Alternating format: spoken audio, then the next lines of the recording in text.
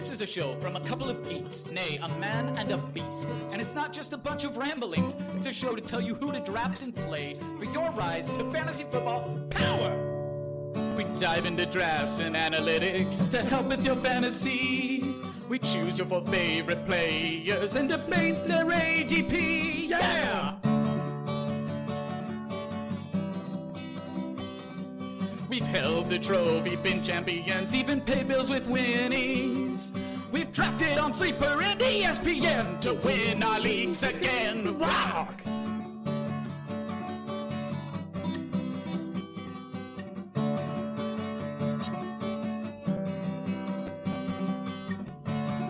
Oh boy, it has been a while since I've heard that intro. Far too long, and it's been far too long for you too. I know this. And right now, I have ventured back out into the forests of the Pacific Northwest because our good friend, the Fantasy Sasquatch, has been hibernating for far too long. I'm going to see if I can pull him out of his slumber and bring him back to the world of fantasy football and give you guys all the best takes, all the best analysis, definitely some hot takes. So I am ventured out into the forest. Alex is back at the Fantasy Chairman base camp here, and I've got him on the horn. Alex, are you there? I read you, Ben. I read you. Oh, it's good to hear from you. It's been dark and swampy out here. Swampy? It's been dark. We don't have these swamps up here. It's been dark and swampy. The thunderstorms made it swampy. Oh. Swampy and scary. Okay. Dark, swampy, and scary in the Pacific Northwest forests. You never would have thought it. I had an odd encounter with a raccoon. Have you come inside of any squatches yet? I have not seen the squatch, but I'm on the path to his cave, and we're gonna work our way there. But I needed to sit down and take a break, and it's been too long since we've got back to the people, and it's been far too long since we've had a Sasquatch square off from the Fantasy Chairman. And now we don't have Squatch here with us because I'm currently trying to find out where he is. But Alex and I decided we're going to give you guys some quick hits with the Squatch square off. We're going to debate some players that are relatively close in ADP. And these are all players that we've seen being questioned on either Twitter, or we've had family or friends asking us, I don't know who to draft. I get to this round and I'm not sure who to take. So we wanted to get together, get Alex on the horn while I'm out here in the wilderness, so that we can get these quick hit Sasquatch square offs to you guys before you draft, before the NFL season starts. And I know we're down to like 2 weeks left. So we're gonna get these out. We're gonna pump these out to you and let you know at all these rounds which guy you should draft. Each one of us has selected a player, and we're gonna make a convincing argument for why you should draft the guy that we chose. So, you ready for this, Alex? This is your first square off. I mean, you guessed, you were like a guest on one of them last year, but yeah, I was a guest referee on one. That's what it was. Yeah, you were the referee. I couldn't remember if you were actively fighting against the Squatch and myself. I was not. You were the mediator. I was the episode de facto for the argument. Oh, there goes a squirrel. Oh, look out. Anyway. Don't you know where his cave is? Didn't you pin his cave the last time you were there? It's a long journey. Last time I was searching for months. It's quite the trek into the Pacific Northwest wilderness here. So you got to bear with me. I can't believe you haven't found any Squatch remnants, excrements. I've heard they're quite large. I may have stumbled upon some. Into some. Was it like that scene from Jurassic Park? It was. And Squatch is very sick. Oh, he got into the red berries. He's very ill. He got into the red berries for sure. Not a good thing. Oh my gosh. Oh, Oh, well, as well, let's Alex, get into it. let's get into it. As Alex and I bring you these quick hit square offs here, I'm going to keep furthering farther into the forest to hopefully bring the Squatch out of hibernation to at least give you some of his Squatch hot sauce before the season starts. Just make sure you stay in cell service, all right? I'm trying. I'm really trying, but if we get a buggy signal, it's because I'm surrounded by trees and mountains. So, In swamps. it is swampy with these thunderstorms, Oh, but it's okay. It's okay. So, to remind everybody what we do with the Sasquatch Square Off, this is just a quick little back and forth debate on who needs to be drafted of these guys that are relatively close at ADP. Alex is going to get 3 minutes to give his take for his guy, and then I will get 3 minutes for mine. And at the very end, we'll take about 3 minutes to just kind of have a little back and forth, talk about each player and give some takes as to why you shouldn't draft the other person's guy. We each get one little record scratch while the other person is talking about their player so that we can bring up a point to maybe make their argument seem not so airtight. So you get one of those, Alex, just one. only one. Okay. Only one. And normally when we had the Sasquatch, we would do 2 rounds. These quick hits, we're just going to do 1 round, get you guys in and out of here because we know drafts are going on. It is hot and heavy draft season right now with the NFL season starting in about, 2 weeks? Yeah, 2 weeks. Crazy. So, this first Sasquatch Square Off, in search of Squatch, quick hit. We're going to be talking about a couple of top... The Fellowship for Squatch. The Fellowship of the Squatch. That's us. We're going to be talking about a Yeti, actually, in Derrick Henry and Alvin Kamara. So I'm going to be making the case for why you should draft Derrick Henry in your first round, while Alex gives his take for why you should draft Alvin Kamara. Derrick Henry's being drafted. His ADP right now is 3.5, while Alvin Kamara is 4. So this is one of those points you get to. You're like, which one do I take? I don't know who to take. So we're going to talk about these guys. We're going to make the case for why you should take either Derrick Henry or Alvin Kamara. Alex, do you want to go first with Kamara? Sure. I can go first. All right. Well, you got 3 minutes, pal. I'm going to hit this start button, and we'll get you rolling. Round 1. All right. You're on the clock, sir. All right. So I'm going to be giving my case for Alvin Kamara here. His average draft position, like you said, is number 4 right now. Last year, Alvin Kamara was the running back 1.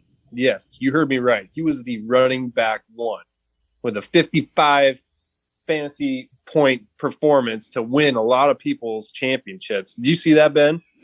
Was it a 7 touchdown? I think it was 6. Was it 6? But I could be wrong. No, I think it might be 6. Was it 6? I thought it ended up being 7. Maybe it was. All I know is it was a lot, and I was on the beneficiary side of that performance. So thank you, Mr. Kamara. But a couple of things that's going to help Alvin Kamara out this year that I think he could be the fantasy running back 1 again is, one thing that doesn't really help him is Drew Brees is gone, which, I mean, in his later years, he was known as the check down king pretty much, right up there with Phillip Rivers. Truth. Also, Emmanuel Sanders is going to be gone as well. He's shipped out. Michael Thomas is currently hurt.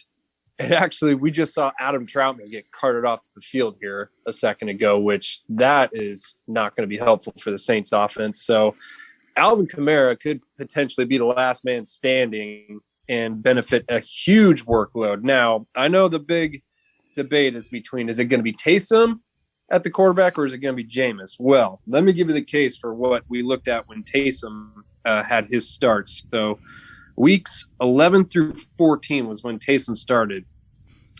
Taysom had 14 pass attempts, 23, 16, 37, and then 38 pass attempts. So he kind of was babied in a little bit. Then he got his pass attempts up. Kamara had 1 target, 2 targets, 3, and then 10. And then Kamara's total touches for those weeks, in week 11, he had 13. Then he had 12, then 17, and then 18. So, and then if you look back at the scores, Kamara's points were 10, 5, 16, and then 18. So, and the Saints went a win against Atlanta, a win against Denver, and then a win against Atlanta, and then a loss against Philly. So, I think Sean Payton kind of knew who he was dealing with, and just kind of eased Taysom in there. So, and then they realized, we need to get Kamara back up and going. You can't just run on Taysom the whole time. So, and my counter argument for if Jameis starts, Jameis likes to sling the rock. He doesn't run the ball nearly as much as Taysom.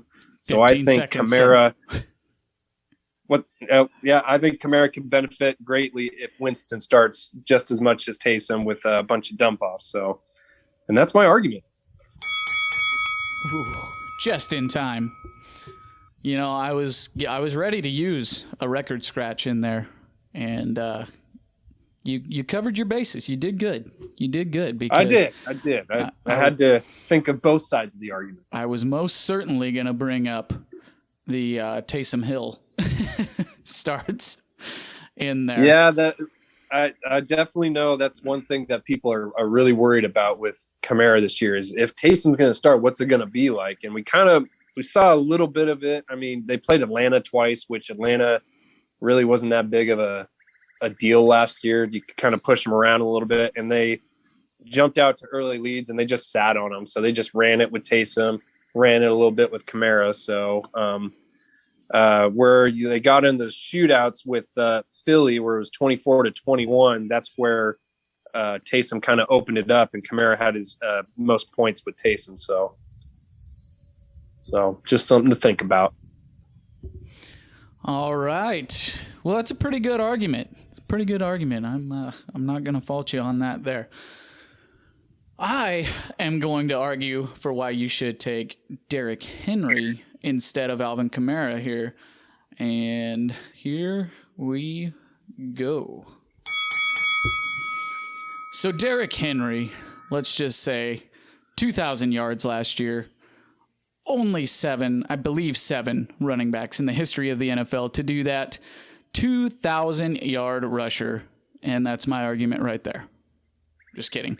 In 2019, Derrick Henry had 303 carries, 1,540 yards, 16 touchdowns, averaging 102 yards per game. And just when you thought he couldn't get any better, in 2020, he carries the ball 378 times for 2,027 yards, 17 touchdowns, 126 yards per game. Now, he doesn't get hardly any receiving work at all. But when you're getting 30 carries and 100 yards and 1 touchdown per game, I don't think you really need to worry so much about the receiving work. So, with Derrick Henry, I'm not really worried about that receiving work whatsoever, as he finished 3rd, and that was in full PPR. So 3rd running back overall. There's a whole lot of people speculating that there's going to be a downturn in the offense for the Tennessee Titans now with the departure of Jonnu Smith and Adam Humphries and Corey Davis. But I believe that the contract extension of Anthony Ferkser and the addition of Josh Reynolds and then Julio Jones is actually going to elevate this team. And I think especially with Julio Jones added, that's going to only help to open up rushing lanes for Derrick Henry. When you've got Julio Jones and then A.J. Brown, literally 2 of the best wide receivers in the NFL right now, on the outside, and you're having to worry about that in the pass game, you can't stack the box near as much anymore. And Derrick Henry faced 8+ defenders in the box 28% of the time last year. If they're not able to stack that box, what do you think he's going to do when he averages 5.4 yards per carry when he has 8+ defenders stacking the box 28% of the time? He's got proven durability. He's only missed one game in both of his 300-plus carry seasons. So a lot of people saying, well, he's going to wear down. He's going to wear down. That's what they said last year. And he got more carries, and he only did better. So until I see those wheels fall off, I'm going to trust that Derrick Henry's just going to get it done. The Titans' O-line finished 15th overall in the rankings. Can I get a record scratch, please? No, you can't. What do you want? Oh, well, so you made a comment about Julio Jones being brought on to the team there, who's let's just say he's a pretty potent weapon. I think we can both agree on that. Correct. Any concern about the offensive coordinator leaving the Titans and then also bringing on Julio? There's a lot of people thinking that the Titans might go towards a more throw-heavy approach now that they brought on Julio, and then try maybe potentially help Derrick Henry. You know, I mean, he's had over 300 touches the last 2 years, 3 years now? 2 years. Yeah, that's a lot of touches. So there's a lot of people speculating that Titans might go, you know, not a lot of people wanted to go for Julio because he had, you know, he was owed a ton of money, and for the Titans to take on that burden with, you know, all the money that they already owe currently to Henry and to Tannehill. Is there any worry about that? Like maybe Henry could be losing some touches to some throws to possibly Julio? Well, you scratched my record too early, Alex, because I was just about to get into the new OC and the departure of Arthur Smith. So I'm actually kind of glad you stopped me here because you're giving me more time. I saw that you only had like 40 seconds. I was like, man, is he really not going to say anything about that? Oh, no, I had it. I was getting into it. So the Arthur Smith left. He got the head coaching job there with the Atlanta Falcons. And the tight end coach, Todd Downing, was promoted to be the offensive coordinator for Arthur Smith. In a few interviews and some media reports that have come out there, Todd Downing himself and Mike Vrabel have said they don't expect the offense to change all that much. And actually, Vrabel likes to promote and hire from within the I don't know, I'm spacing on the word, from within the organization. Thank you. I've been out in the woods too long. From within the organization. Don't eat the red berries. But Vrabel likes to hire from within the organization in order to keep continuity. He doesn't want things to change too drastically. And I think having Julio there doesn't necessarily mean they're going to become more pass heavy, but I think it means that their pass game is going to become even more efficient. And it's only going to help Derrick Henry out. It's only going to help Julio out because it's a pick your poison now. You've got these three beasts just all over the field that the defense has to choose from. So I think that the Titans actually are going to improve offensively, whereas a lot of people have been speculating a downturn for them, and I don't think that's the case at all. So I personally am not worried about that whatsoever. I think they're going to continue to run the offense through Derrick Henry, and even if he's not getting the 378 carries, I expect him to be up maybe from anywhere from 270 to 300 carries, which is still a massive workload. And I think the Titans are going to be a team to contend with this year. I agree. I was looking for the bell button there. All right. Well, we've got 3 minutes to go back and forth here for a little bit and talk about Alvin Kamara, Derrick Henry up in here in the first round. They're also going around the likes of, who else do we got up there? We've got Christian McCaffrey, usually the consensus 101. Dalvin Cook, usually the consensus 102. Is there any?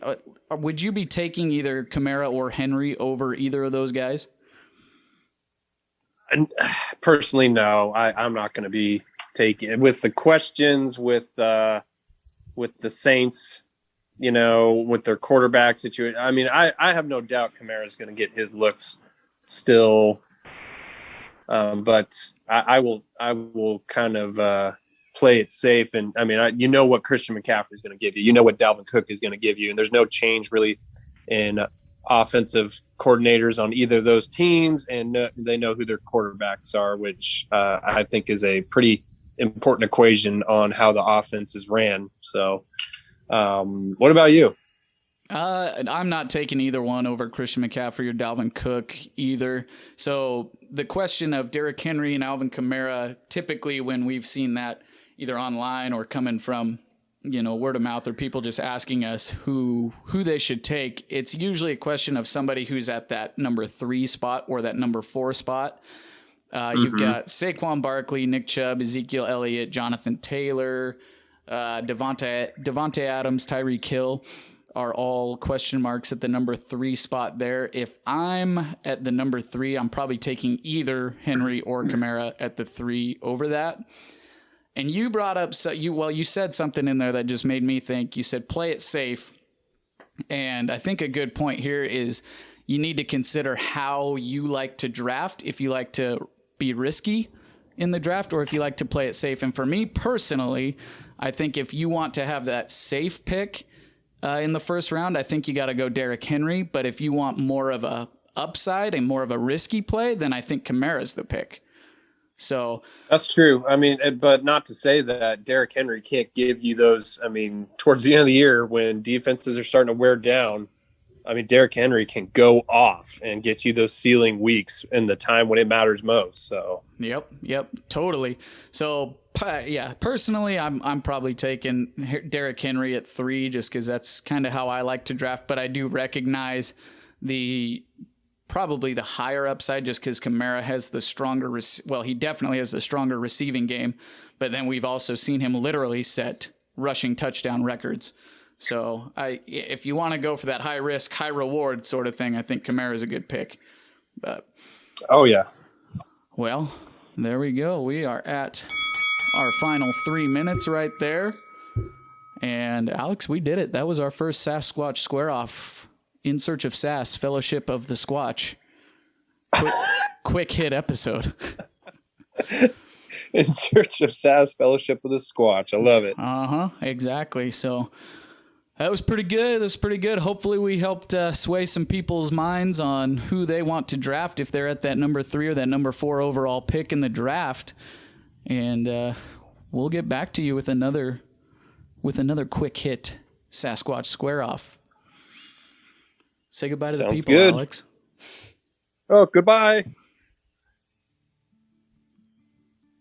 Now we walk out slowly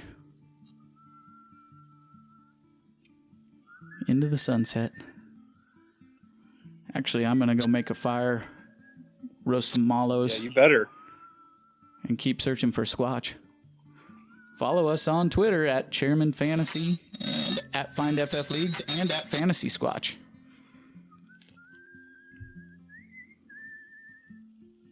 We'll see you next time.